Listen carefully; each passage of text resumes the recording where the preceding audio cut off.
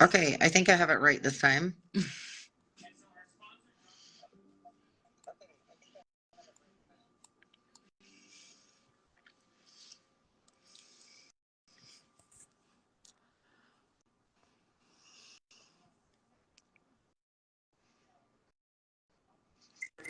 Okay, Ray. Where do we sit? Let's see. Try to prop this up. Hello. Here we go. Okay, finally. Look, how cute is that? That is the ugliest rattlesnake I've ever seen. Well, it's a cobra for the Oh, hang on. I was going to do something too. Let me do it really quick. Oh, Derek, what's up, buddy? I figure... Do it? I did it. Okay, Rory's in here now too. Oh, so what I figured is I'll just give it just a minute or two, and then I'll kind of highlight what we talked about a minute ago about kind of like what I don't want happening and stuff. And I'll start off with the question because it was the one that we were talking about that, you know, everybody's been asking, and let you take it from there. And then I'll kind of follow what people are wanting to ask you guys, and then, you know, we'll go from there if that sounds good. The same person that let you in, Quentin. It's all going to hell in a handbasket now. Ray, I feel like you need to come a little this way. He's like, I'm over enough. It's weird seeing him with a jacket on. Like, that's just not normal. Wait, hold on. The scrubs are It's cold outside, but it's hot in here.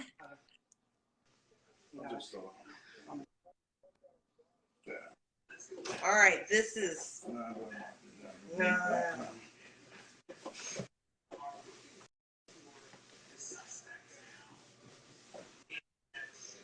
There you go. All right. There's the ring. So, yeah, see, now that looks more normal now. Now he looks normal. Well, Florida is just not normal right now because we've been freezing down. So. What's it at right now for you guys? Shoot. It is 54. Yeah, way too cold. I know she's like, it's 5 over here, so. It's like ice cold, blizzard, burr, everything. Like it's just snow everywhere. You have blizzard. We have lizards falling out of the trees. Guys.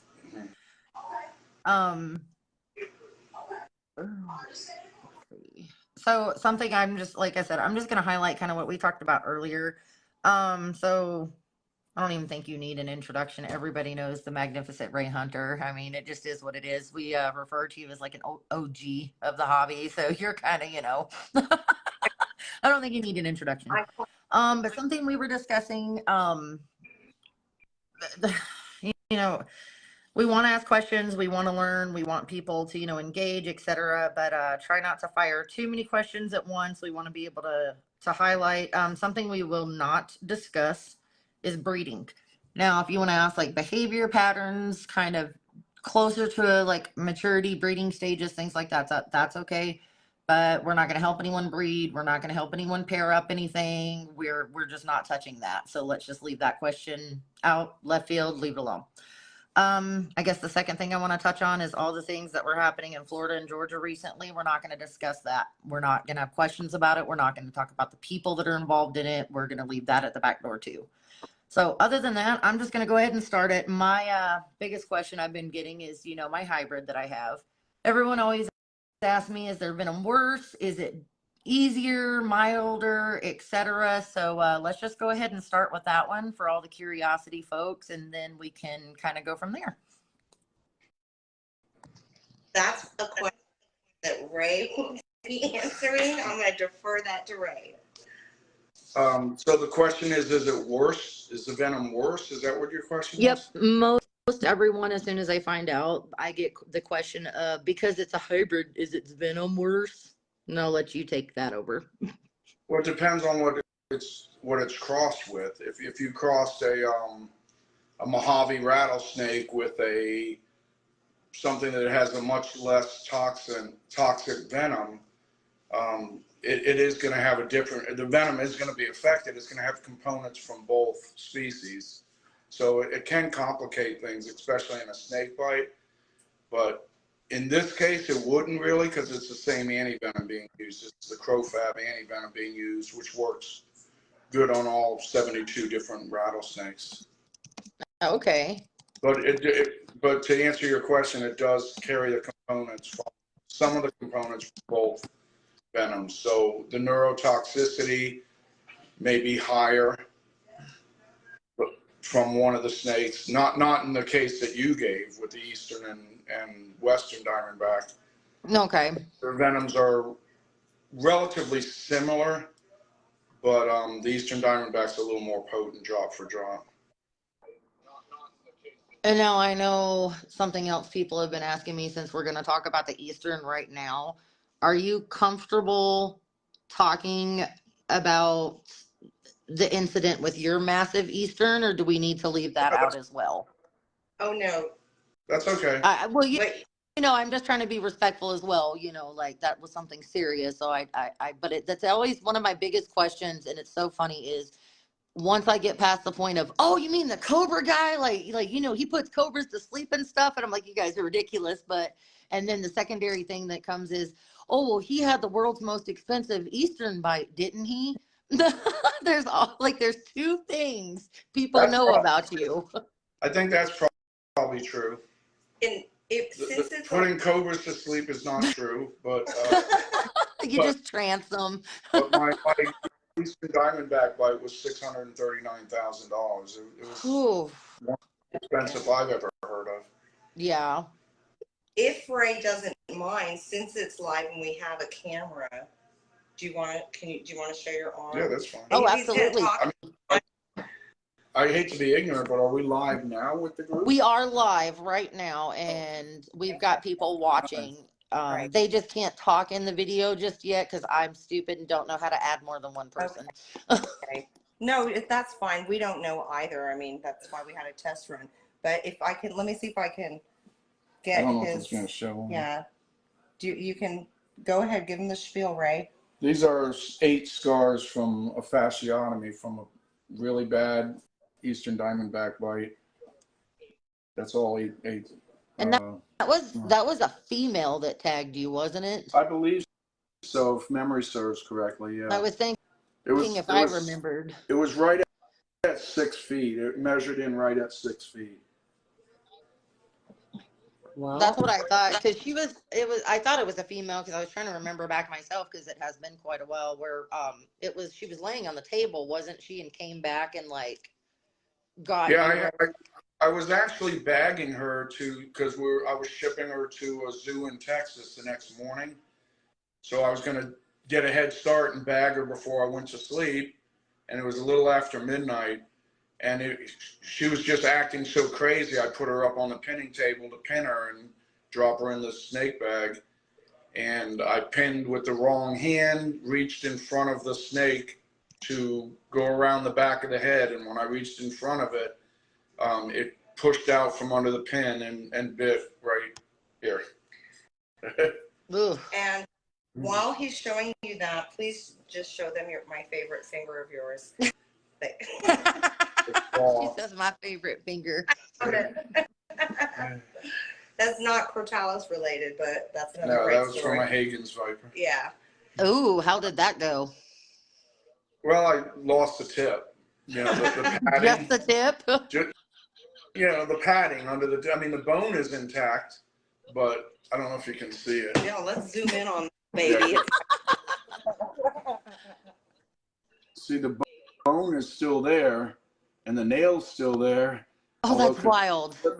But the padding that goes under the finger here, you know, the cytotoxic venom just totally deteriorated it. So when it was black and dead, I just took a number 11 scalpel and just cut it off. Ooh, oh, yeah, you get after that. Yeah. So we have a guy named Ryan on the chat right now, and he commented and said, so I heard that they do not do that procedure anymore, the fasciotomy that was done on your arm. Do you know anything about that? Yeah, it's definitely contraindicated. there's very rarely ever a bite where a fasciotomy would be indicated. In my case, the compartmental syndrome measurement that they use, anything over 30, over the number 30 means you're in compartmental syndrome, you know, this massive swelling, and your blood is occluded by that swelling, so you're not getting circulation to the distal parts of your arm. So in my case, it was not only over 30, it was up to 85, and there was no distal pulses, meaning I was not getting blood circulation. So in my case, even though the procedure is generally contraindicated, in my case, if they had not have performed the fasciotomy, I would have lost my arm from the shoulder down. And although I am not an expert, and I want to say that very loud and clear. Me neither.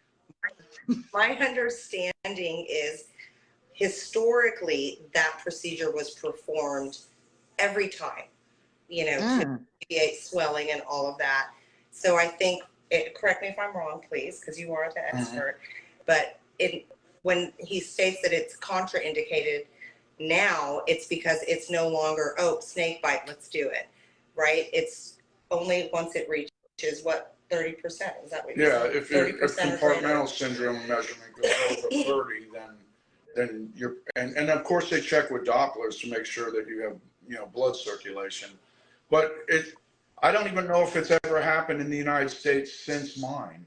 You know, it almost never happens. Years and years ago, there was a gentleman named Dr. Fry that wrote a book about snake bite treatments, particularly rattlesnake treatment, and he was a firm believer in fasciotomies, and he felt that every snake bite meant that you have to have a fasciotomy. The medical science has gotten so much better now that we realize that that's not the case. It causes more damage than good. Okay, and then going along with this, Ryan also asked, did you lose a lot of flesh because of that procedure and the bite, etc.? No, I didn't lose any flesh. I mean, where they cut me, the 8 areas they cut me open, they just sutured them back very loosely, and until the swelling went down. Then every few days they'd come in and tighten up the sutures to make the skin to where it eventually pretty much closed back up. Okay. So it's not like they had to remove any skin like a skin graft or anything like that. So I didn't lose any tissue. I lost a lot of blood, so much that they had to give me a blood transfusion. You know, that was like a week after the bite. Now he does have an amazing photo post fasciotomy, right? Where the swelling. No, of the arm? Yes. Or the one on the ventilator? No, well, the one of your arm with the incisions and, you know, it's fairly graphic.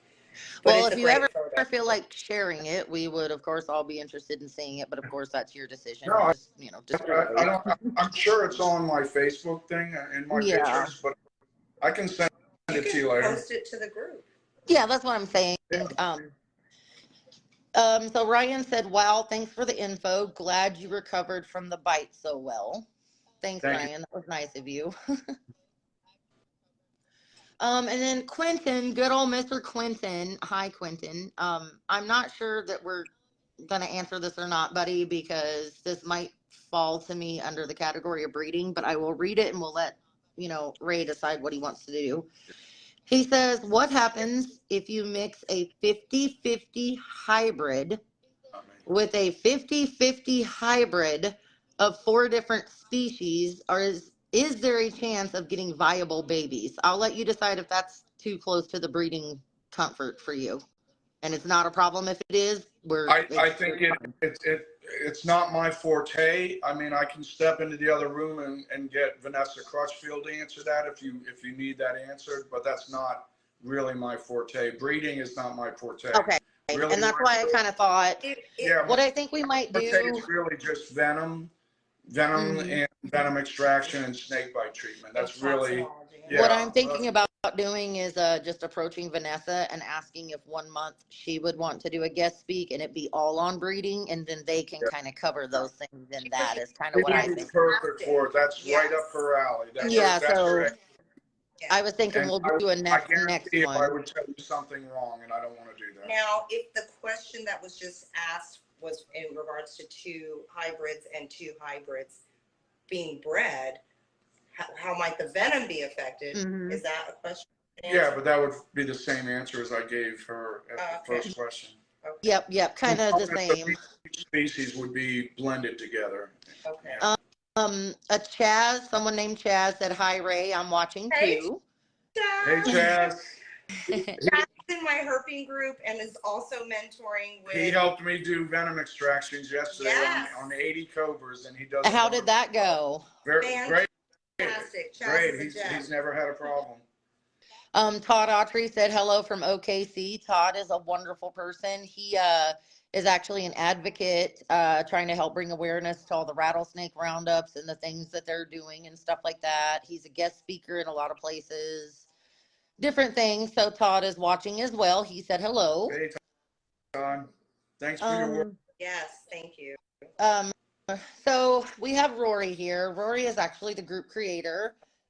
He is getting his first snake soon. He is getting a beautiful, beautiful little snake. I don't want to say what it is because I don't think he shared it with everyone yet, so I don't want to spoil the surprise, but it is a beauty. I think it's a pretty decent first choice. Maybe not my prime first, but we all got to start somewhere. So go big or go home, I suppose. I mean, I got a freaking gaboon for my first, so I can't say anything. Just went in deep. My first cobra was a 7-foot forest cobra from G.O.A.T. So sometimes you just got to bail in, But Rory has a question. Like I said, he's pretty new, and this is why I thought this would be something awesome, because we do have a few new keepers. And from mine and your experience, when we were admitting venomous herpetology, we know how cruel people can be. So I thought this was a good way to kind of engage with some of the newer keepers, but not bombard them with too much information. His question is about locality. He's been interested in studying the ranges of certain croats in North America, but he wondered where to check for updates on the ranges of snakes. Like, he wants to know who does the updating for localities. And this is kind of a 2-part question, so I'll leave it alone for now and then I'll finish the rest. But yeah, he's just wondering if somewhere he can check the updates on range localities, or who updates that. Would that be like Game Fish and Parks, or a wildlife biologist searches that out, or how does that work? I don't know with enough certainty to try and give you an answer on that. I don't want to. Okay, and I respect that. That may be a good. That might be a question that Vanessa could answer better than me. I will even say Chaz has like lots of knowledge, just random facts tucked. Chaz, if you know the answer, put it in the chat. I mean, Chaz just knows lots of random stuff. Perfect. And maybe one night, you can talk to him about one night. He could be the guest speaker, because I like having these little things for people, give them a good little learning. It's not too crazy. So what he was curious about with that whole locality thing was, say you find, oh, it jumped. I'm sorry. Say you find a certain croat 100 miles outside of its range. Would they change the range itself? I seriously doubt that. Have to be more. Yeah, that seems that to me seems a little excessive, just because of how much they travel. Ryan was saying someone from, I'm probably saying this wrong, Bill Hayes is a professor at Ioma Linda and does research. I'm not exactly sure who that is, so I apologize, Ryan. So now here's the fun one. If you had to pick your top 3 that of rattlesnakes, croats, whatever, that you think probably have the most damaging venom, what would they be and why? Eastern Diamondback would be number 1. It's got a very, very complex venom. It has 5 different toxins in their venom. Western Diamondback would be right behind that, I would think. Yeah. I was just told that Bill Hayes is actually an expert. Oh, is he? Yeah. That's what we're. Could you say that? Did you say he's an expert or not an expert? He is Oh, an okay. expert. Sorry. Just making sure that, I was listening properly. Yeah. Okay. Yeah. And I apologize for, to Ryan for not knowing who that was. But I mean, this is such a vast community. I mean, you're always going to meet someone you don't know. And as a third one, I would probably pick the canebrakes, or I guess they're considered timber rattlesnakes now, because their venom's similar to the Eastern Diamondback, but in some cases they have a much higher neurotoxic content, as high as 37%, depending on the locale that they're from. Oh, holy. See, I didn't know it was quite that much percentage. Now, there's many other rattlesnakes are more toxic drop for drop, the neotropical, the Mojave rattlesnake, very neurotoxic, but they have a much smaller venom yield, and they don't have some of the other toxins that, for example, the Eastern Diamondback have. Okay. I think that's a magnificent list. I really do. Having my hybrid, I definitely back 1 and 2 100%. Yeah. Eastern and Western Diamondback bites are very tissue destructive. They're very cytotoxic. Yeah. I am comfortable admitting that the only thing that touches that snake is a hook. Nope. He is just, he's a little bit of a crab ass, truth be told. That's from the Western Diamondback side of them. But then I have, that caramel Atrox that you could set on your shoulder and mop the floors, and he's just broken. He doesn't know how to snake. He has just lost his ability to be a snake. So Chaz said that he was sorry, but he doesn't know the answer to that for certain. Thank you, Chaz. That's a real good Derek question. wants. It definitely is a very good question. Derek wants to know, what are the components of the Pacific green venom? What you mean? Which toxins are they? Do the venom carry? I'm assuming he just said the components, but I'm they're assuming they're strong hemotoxins. They have neurotoxins, some myotoxins. They don't have cardiotoxins. So we got myotoxins, neurotoxins, hemotoxins, and cytotoxins. Yeah, that's the 4 strengths of their venom. Okay. Chaz wants to know, here comes Mr. Chaz.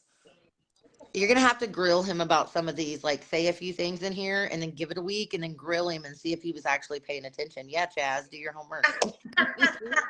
He wants to know if you could talk about some of the medical uses used today of snake venoms, such as, and I'm hoping I'm pronouncing this right, nyloxin for the nausea. Yeah, we're doing the cobra venom that we're extracting here is going to a laboratory that's making a pain medication called nyloxin. It's basically the same thing that Bill Haas invented years ago. He called it cobroxin. Okay. But it's pretty much the same ingredients, made the same way. Okay. But that's a pain medication. They make a version for human and for pets. And I'm told it's actually very effective. It works very well. Also, venoms are used very prominently in anticoagulant medications. A lot of cardiac medications, for example, Altase is a cardiac medication that uses some fractions from Malayan pit viper venom. Pain medications are a big one. Now they're working on antiviral type drugs. It's in study now. They don't have anything being marketed yet, but so far that's what they're working with. That's pretty cool. I know I was just doing some reading that Tim had sent me on some work he's doing with like Syntovax and stuff, where they're trying to work on almost like an EpiPen style for anti-venoms. Do you think that's actually such a good thing? No, no. I mean, I'm not aware of that project, and it's something that I might want to look into. But if they're talking about like an EpiPen that would fire off typical antivenom, which is made by immunizing horses, that might not be such a good idea because 2 out of every 10 people are allergic to horse serum. And that's what I was wondering, but of course, I'm not on the medical side of it as much. You Just can't curiosity, Yeah, you wouldn't want to just shoot horse.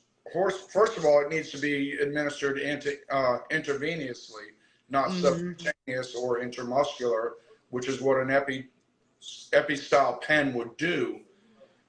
So first thing would be the application doesn't match up, and the second thing is if you just pop yourself with one of those pens and you're one of those 2 out of 10 people, now you could be going into anaphylaxis and could be down and out in like 8 minutes, and I don't see that happening, but I'll have to look into that. I've not heard that before.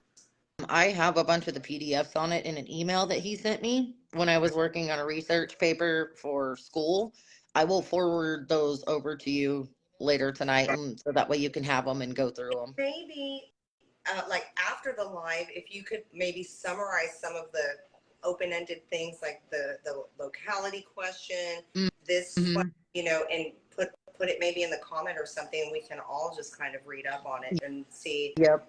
No, I like the sound of that. Rory had another question, but I'm not too sure what he means in the first part of this question, so maybe he can type and clear that up. But he says, what is the danger in removing snake sheds? And I'm wondering if he means like out of the habitat once, they're off. And the possibility of an envenomation from a fang that has been shed.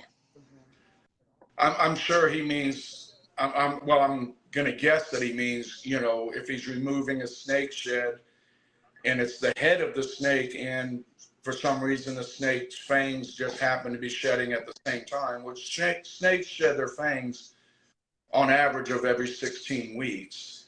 And they generally end up in the food that they eat, when they're eating. So they end up, defecating the fangs. Or I find a lot of them in water bowls sometimes. See, I've never found one in a water bowl. That's cool. Oh yeah, I used to find gaboon fangs in water bowls a lot. I always had to go diving in mines with a pair of gloves to find them. They could never be that nice to me. Yeah, well, some fangs are so small that I probably missed a million of them, but gaboon fangs are pretty hard to miss. I get a lot of cobra fangs that shed when I'm doing the venom extraction. When I put them on the glass, there's loose fangs will shed right there on the plastic that covers the glass. Well, that actually did happen yesterday, as a matter of fact. Yeah. So I'll probably make it real. So if a fang was, tied up in a shed somehow, and you just grab the shed and poke yourself with the fang, you could probably get some itching from that, but I wouldn't expect any severe envenomation from that. I interpreted the question as it was read. I don't know if, and maybe I'm wrong because it does, and then he did follow up with the fang question, but I'm wondering if he's talking about like assisting a shed. He just said, yes, that's what I mean. The head of the snake with the fang. So Ray got it on the money there. Very good. Chaz said you guys found a fang yesterday that shed on the glass during milking. Correct. That's what I was saying. I'll probably end up making a reel. Yeah, go to Chaz's Instagram. I think he posted a picture of it. Well, or was it you? No, Chaz posted the photo, but I'm going to make a reel because I was actually recording Greg. Oh, that's awesome. Yeah. Ryan asked if they are working on a rattlesnake vaccine for canines that actually works and isn't a false sense of security. You and I have had this conversation about this rattlesnake vaccine that we have. Like, how am I vaccinating against Atrox when we don't even have any in my state? Now, is he talking about a vaccination for like prophylactic treatment, or is he talking about an anti-venom post-bite treatment? We use regular anti-venom on dogs, and it works very, very well. on dogs, especially the old Wyeth Crotalus polyvalent used to work really well on dogs, and you needed basically one vial. But I'm assuming he's talking about antivenom, right? Um, I'm not sure. It says, are they working on a rattlesnake vaccine Oh, for back canines? prophylactic. Yeah.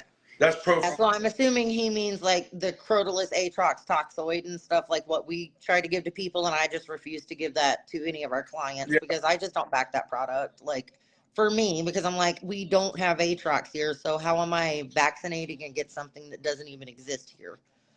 I've heard about it, but I don't know how effective it is. There's a place up in Melbourne that vaccinates dogs, I think like police dogs and stuff. Yeah. But I'm not sure how they're doing it. I've never gotten involved in that. I do participate in some of the snake bite sites, and they have, established where only veterinarians can respond, and they do not speak very highly of it. A lot for the very reason, what you said.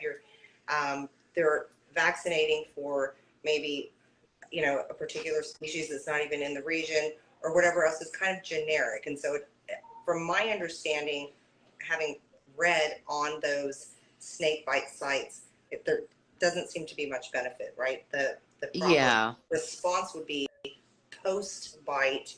Of course, correct me if I'm wrong. Post bite to address it appropriately then, but not other than like Ray inoculating himself. We're not going to inoculate our pets. It's not very effective, is what. Yeah, as you know, I mean, I self-immunize with 9 different venoms. I do not use any rattlesnake venoms currently, but I used to use Mojave rattlesnake venom in my mixture. So the self-immunization does work. I mean, I've had 57 bites, and I've only been at the hospital 5 times. So I think I'm still alive. Let me check. So it does work. So there's no reason it wouldn't work on dogs. It's just the practicality of it. Yeah. Ryan said it was indeed the vaccination because he says something before the bite. So yes, we were definitely talking about prophylactic treatment. Chaz said he doesn't have an Instagram, but it's on his Facebook. So for all of you that would like to go check that out, please go visit Chaz's Facebook page. And then maybe post live, we can include it kind of in the index that definitely compile. Thank you, Lily. Derek asked if he could get some shed fangs. I have right now the one that shed yesterday. I usually put them in electric tape so that nobody comes or anything with it. And I have a pill bottle full of various fangs from many years. I just got to locate it. But I don't mind giving a few fangs away. I don't need them. I'm gonna say maybe we should just have an auction, like everybody can buy in for $1, and then the winner gets the whole pill bottle or something. Yeah, let me find it first. Yeah, we'll just lots of plans. Let's see here. Okay. No, most vets don't like to use it, but some of it do. Okay. Rory says, have you ever witnessed, oh, come on, Rory, a rattlesnake birth in which one of the babies is missing its pre-button? Does this affect its behavior, seeing as shaking its tail makes no noise? Well, when any rattlesnake's born, it only has the initial button, so it's not going to make any noise at all.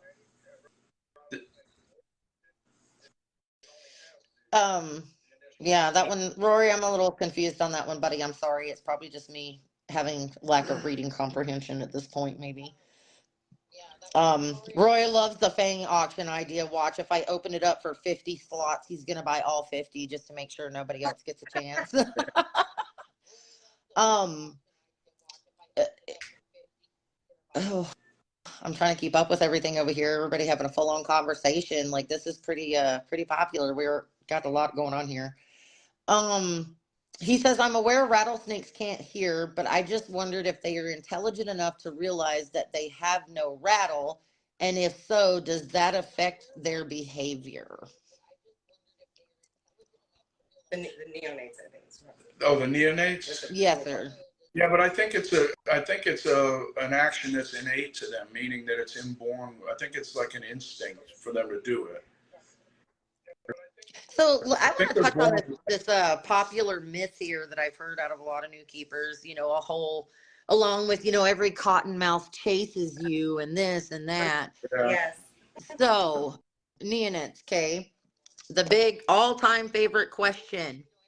You know where I'm going with this.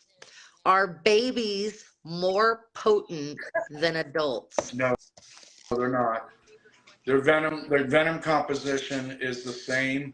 The only difference between babies and adults are that babies tend not to control their venom gland. When they bite, they usually, unload on you. They unload their little glands on you, whereas an adult can control how much, if at all, venom it injects. So, It's my favorite question. but even if a baby unloads on you, the yield is much lower than an adult bite. So they're certainly not more dangerous than adult bites. Adult bites, bigger glands means more venom, and it's the same composition, chemical composition. And I feel like that kind of makes me want to revert back to when you were saying, like venom wise, worst snake being as what we're collectively talking about right now being the eastern. Now, would you say it's the worst because of the actual venom itself or the effects of the venom?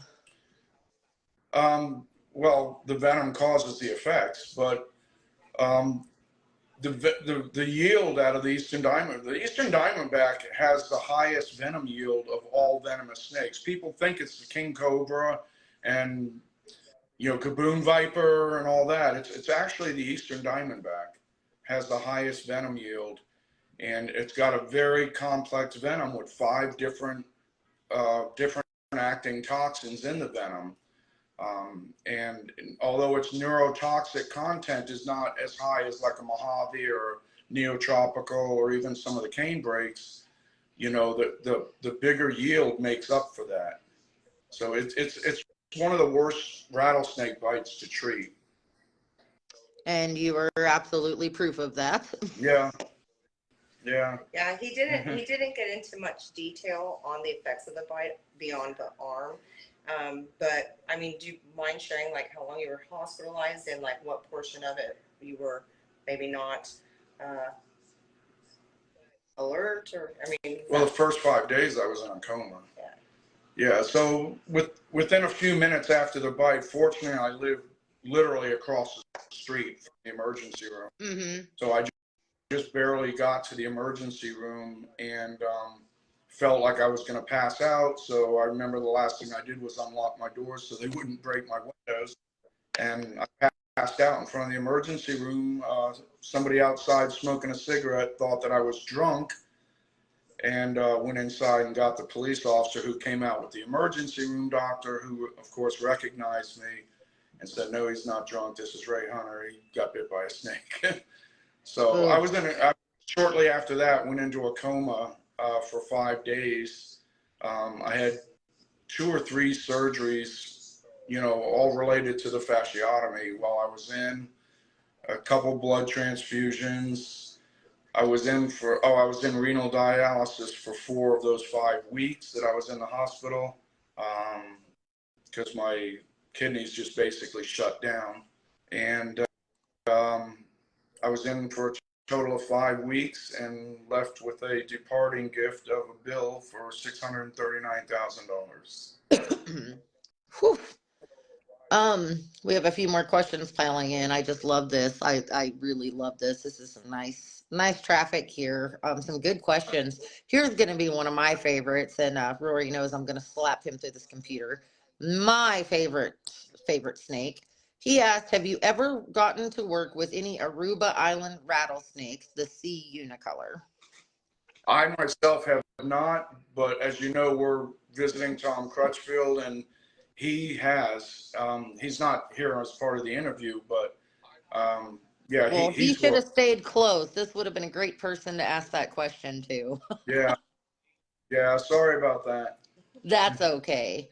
So Roy, we will revisit that one, but they are definitely in my top 5. I think they are just a magnificent Are you looking talking about creature. the Vergrandes?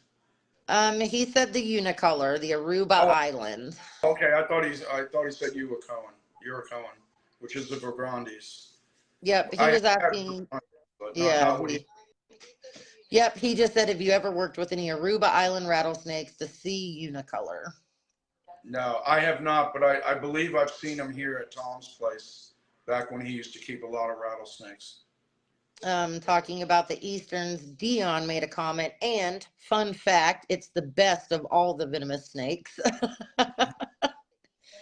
Dion is our local resident rattlesnake just guru. Like, he absolutely loves rattlesnakes, and there's pretty much he's really devoted a lot of time learning about them, researching them. So pretty much when I've had some questions when someone wasn't available, I was able to go to him, and he always had very good advice dealing with rattlesnakes. So we appreciate having Dion here too. Absolutely, yeah. Ryan said, I do rattlesnake removals in, I think this means Southern California, and 90% of my calls are the C. ruber. A lot of people think that the ruber's venom toxicity is mild, but someone this past year was bitten and was given 15 vials of Crofab. What is your take on the ruber's venom toxicity? It's not at all mild. I don't know where that misconception came from. I've never read any literature indicating that it's mild, and I'm familiar with a few bite cases from them as well. Um, I don't know if I would rate it quite as high as Western Diamondback venom in toxicity, but Mm-hmm. and they have a smaller yield as well. But it is a life-threatening bite. It's a medical emergency bite. Yeah, I don't think I've ever heard that Ruber's had mild venom, so maybe that might be a California thing, because most people I talk to talk, kind of like you did, about how do not take a bite from them, which, okay, actually, I'm not going to say that. We're not going to finish that sentence. To everyone listening, do not ever take any bites lightly. I'm just going to go ahead and throw that out there. I'm not even going to finish my other statement because I know what's going to happen, so we're just going to nip that one in the bud right now. I was going to just contribute and say, I guess one really good point or thing that will come out of these lives that you're doing is breaking misconceptions like that, because that's pretty critical. Mm-hmm. Oh, it's a big deal. People get a little careless if they think it's less venomous or not as life-threatening, etc. And there's so many different components to the lives. yeah. There's so many components to the danger aspect of them. Right there. Western, Southern copperheads, considered a very low LD50 type venom, and a good friend of mine, and I know you know him, but Yep. died from them. So Yep. there's the component of anaphylaxis that is far more deadly than the venom itself. Right, So but then you remember earlier last year. A pygmy rattlesnake or copperhead, even water moccasin bites can put you in anaphylaxis and kill you very quickly. So I would not take any venomous snake bite. It's 8 minutes, right? For anaphylaxis, yeah. And you Mm-hmm. said 2 out of 10, so that's 20%. That's not. Well, that's the that's the allergic reaction rate of people to horse serum. Oh, okay. So yeah, so two out of every 10 people, or 20% of society, is supposedly sensitive, hypersensitive to horse serum, horse blood. We don't have an actual percentage, though, of like. We don't know. We don't have a percentage on, because obviously no, we're just broad spectruming. We're not doing yeah, we don't have a percentage of how many people. For everyone to know, we're just broad spectruming on this subject right now. Yeah, because even if it is 20%, that's not a number I want to gamble with, So, yeah, I would say that if I had to take a wild guess, I would say the number would be closer to 10% on the amount of people that would be allergic to the components of snake venom versus the 20% of horse blood. But nonetheless, one person out of every 10, that's not to be taken lightly. No. And then just touching back on what you were just talking about with who and the copperhead. I mean, you think back beginning of last year, I got nailed by the same species of snake, and look what happened with me. You know, nothing. You know what I mean? I mean, you know, I had a little bit of swelling, a little bit of itching, the lightheadedness, but that just goes to serve that what happens with one doesn't always happen with the other, you know? There's too many variables. I mean, the Mhm. variables, you know, start with the type of snake, you know, how much venom, if any, was injected, where it was injected, the health of the snake, the health of the victim, the immune system of the victim. There's so many variables. No two Mhm. snake, I don't believe any two snake bites are ever going to be the same. Bingo, You right know, I there. think like lightning strikes, you know, I mean, how could they be the same? Exactly.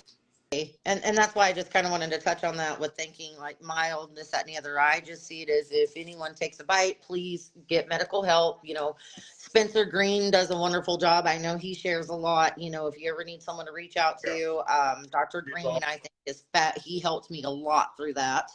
I know you did too, but you know, I've always been, you know, you're my go-to if something happens. I always come to you first. You know, that's just how it's been for years. And But it just goes, I think it's a good proving point of said person died from this. And then you look at me at the beginning of the year and you're like, oh, you're good. That's nothing. Like you yeah, just never know. So I think it's always good to get things, seek Dr. help, I think. Benebeau is good too. He's a good source of information, Dr. Benebeau. He was the director here in Miami for the anti-venom bank. Yeah. Yeah. So I do think that was a very good question on Ryan's part. And then like you said, we'll hopefully be able to, you know, promote some awareness, like she said, on, you know, so many of these misconceptions with things, you know, like, oh, Just cottonheads chase you and this and that. And, you know, oh, if they're babies, they're more potent. Like, that's my favorite. Like, instantly, that's my favorite. Um, so we have a kind of a good question, I think, right now. And I'm not sure if you want to touch on this one or not, but I think it's a good question. Derek asked Ray if bitten, wait, he says bit of a different question. Bearded dragon venom. I know it is insignificant to humans, but do you know what effect it has on insect systems, or can you compare it to any particular type of snake toxin? No. Yeah, I'm not too sure about anything with beardies, truth be told. Yeah, I honestly have not even seen any research that, I mean, people nowadays are calling saliva venom. You know, I mean, some animals have modified saliva that does. I mean, look at the Nerodia, for example, the common water snakes that we have all over. Their saliva has an anticoagulant in it. So when you get bit, you're going to bleed for quite a while, which is actually a good thing in that case because it's flushing out the bacteria. But so are we going to say that that's a venomous snake? I'm not ready to go that far. I know they're doing that with monitors and lizards and I guess bearded dragons now, but that's kind of new to me, to be honest. I mean, if it was like a heloderma or something, I might have a better answer for their behavior, but Yeah, I guess that a lot better. like I okay. could okay, so let's do that question with a heloderma. Like, is there a snake that you could compare a heloderma's venom to? Like, is there a certain snake venom that is similar to those of a heloderma? Helodermas are primarily neurotoxic. Their venom is not really designed to kill. It's more it's a very painful venom. It induces a lot of pain for a long time. Um, I'm trying to think of any snake that has the same situation, and I'm drawing a blank. I think these are some very good questions, though. Yeah, Like that's these a are, really good question. I mean, you could probably cross-reference some of the same components of Gila monster venom to some of the snakes that have the same components in their venom, but most the snakes mostly are going to have other components to their venom that the Gila monster does not. Quentin said, "Fun fact: rattlesnake bites hurt. Thanks, Captain Obvious." You know, On a scale of 1 to 10, I'm gonna actually poop on his parade a little bit. oh, Some do it. I know this phrase. some rattlesnakes bites are very painful. But most of the ones I've had, for example, the Mojave rattlesnake bite I had was not painful. The Banded Rock rattlesnake bite was not particularly painful. But mind you, both of those venoms, you know, are very high in neurotoxins and, you know, not so much cytotoxins. But the Eastern Diamondback bite that I had that landed me in the hospital that we were just talking about, I don't remember. I remember it throbbing.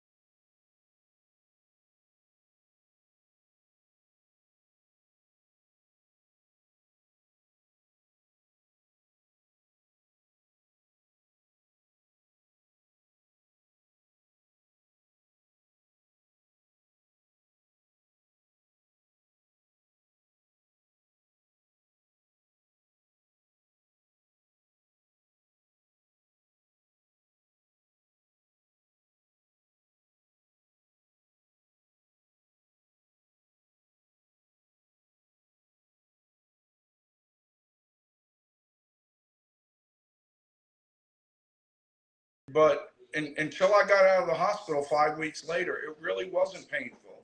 I remember driving to the hospital and I remember thinking, this doesn't hurt as much as I thought it would.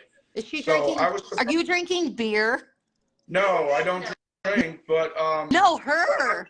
but Oh, I even thought she my, had my a beer very Are you for a minute. serious? Dr. I thought you Pepper? had a beer. I was like, I didn't know it was this kind of party. No. no, I was but gonna go get all one. my rattlesnake, my very first snake bite ever in 1991 was a canebrake rattlesnake, a particularly hot canebrake rattlesnake. We all hear the stories, then we think someone's, exaggerating about the snake biting the mouse. It jumps up in the air, flips on its back, and it's dead. But I kid you not, this snake used to do that to mice. And that happened to be my first bite. And again, I don't remember any significant pain. Now, when the Hagen's viper bite took place, that was extremely painful. Some cobra bites I've had were pretty painful. Ray, But guys, we might be on for about 10 minutes over because we are getting some really good questions rolling in. But just so everyone knows, we are getting close to our hour point. So I just need everyone to be aware of that. I do have to kind of sign off by 9. I probably should have forewarned you. Okay, nope, that's not a problem. So we're just going to highlight a few of these quick guys, and then maybe if he enjoyed this enough and if she enjoyed this enough, we might can do this again sometime because this seems very positive.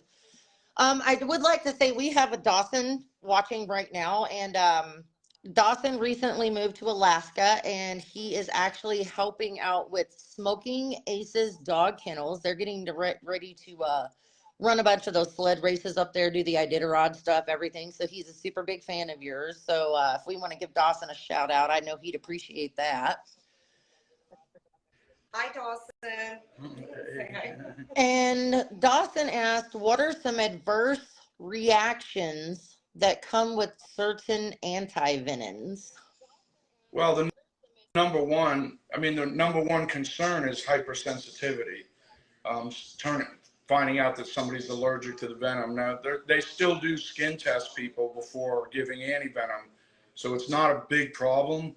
But after the bite, after the treatment, the only other really significant, and it's really not so significant, it's very easy to treat, is the serum sickness, and it's treated with corticosteroids, Solumedrol, prednisone, or something of that sort.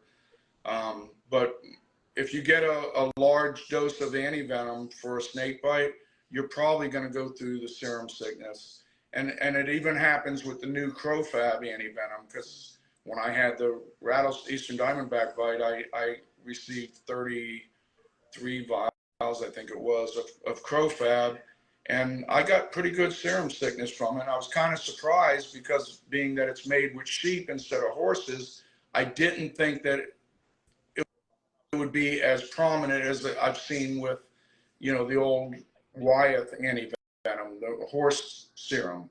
Okay. But yeah, you do get serum sickness even from Crofab. All right, so we have 2 last questions. I am stopping it at Rory's question is going to be our last one, guys, for everyone listening. I'm sorry, but like I said, we aren't going to carry this on for 12 hours. Tommy says, and I'm not sure, this question, I'm hoping you can decipher a little better than I can. He said, I recently learned through Chaz, I think, that a Western hog is allowed to bite for long enough to envenomate. It can jam a bad reaction. How do we learn which non-traditionally considered medically significant snakes have the potential to be as derpy pets, mistaking keepers for food? So I sure as heck understand this. This is Tommy Yan, who is also part of my herping group. Okay. We call. Oh, that's the problem. So yes, I think he's basically asking because Chaz, do you want? Oh, they can't elaborate. We had this discussion in our group text, and everyone was a little bit surprised because everyone is very nonchalant about hog nose bites. And I think Tommy's question is more or less, dispelling the myth, right? That, oh, it's like not a big deal kind of thing, because there was a significant bite. If I'm not mistaken, Tommy or Chaz, somebody in the group, shared a photo where somebody had had a prolonged bite by their hognose, and they did have an adverse reaction. So that's my understanding of Tommy's question. When people are gym jamming their hognose pets, Chaz has one named Reese Slitherspoon. I love it. Yeah, so she does all these great little derpy little faces, and he shares that with us. And so he's just kind of playing on all of our inside jokes.